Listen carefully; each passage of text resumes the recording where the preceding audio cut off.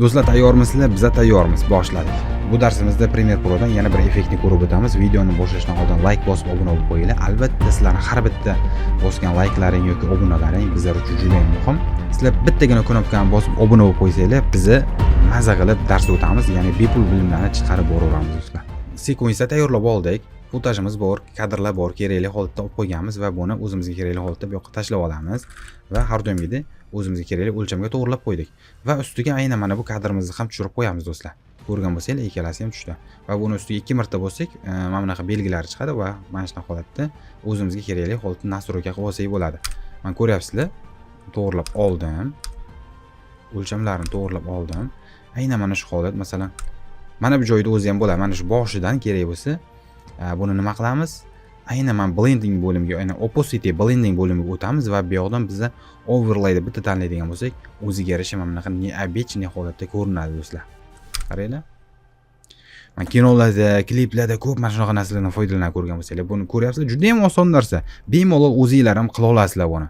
Ja murakkab, soatlab vaqt ketadigan narsa emas. Shunchaki ozgina fikrlash kerak bo'ldi. Главный g'oya edit, ya'ni g'oyani edit qila olsanglar, вообще zo'r narsa chiqadi. Mana ko'rdinglar, endi buni yanada chiroyliroq ko'rinish uchun nima qilamiz? Lumetri Color'ga murojaat qilamiz.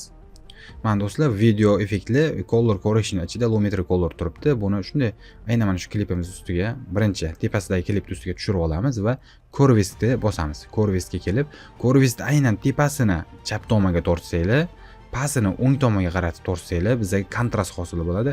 Qancha kontrast kuchli bo'lsa, shunga qarab tiniqlashadi do'stlar. O'shaning uchun buni tap salgina orqaga qaytaraylik, juda kuchli bo'lib ketdi. Salgina buni ham qaytaramiz. Mana shu holat o'zi zo'r.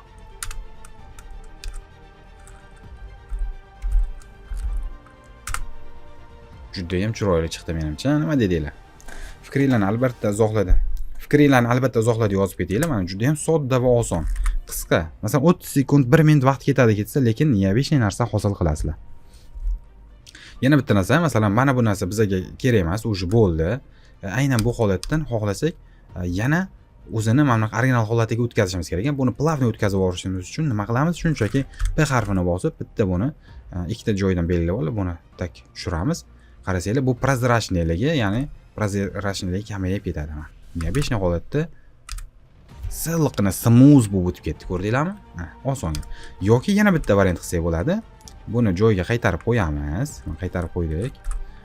Va buni o'zini altni bosib, mana altni bosaman-da, tap tepaga kopiya qilib oldim.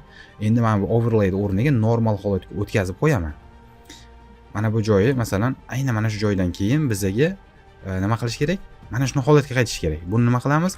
P harfini bosamiz. Mana bu yoqdan kelib mana buni holatga o'tkazamiz, ya'ni opacity, prozrachniy holatini pastga tushiramiz. Mana bu P harfini bossak pentolga o'tadi do'stlar. Mana pentoldan keyin nuqtalar tanlab olsak bo'ladi. Mana shu nuqtani pastga tushirsak, prozrachniylik pasayadi. Mana ko'ryapsizlar, mana bu yerda raqam ko'rinyapti. 100 ga chiqsa, demak bu 100% li holatga ko'rinib turibdi. 0 ga tushsa, 0% li holatga o'tadi. Bo'ldi, endi ko'radigan bo'lsak, mana qaranglar, boshdan ko'ramiz. Mana buni holatda turibdi video. Ko'rdinglarmi?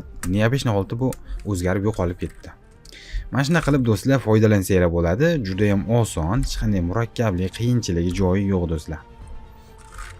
Va mana bu klipni ham boshini mana bunaqa qilib qo'ysak, endi kirish qismi mana bunaqa o'zida bo'ladi va mana bunaqa holatda o'tib, e'tibor bersanglar, kirish qismini o'zini mana bu klipni o'zini qoldirdim, birinchi klip.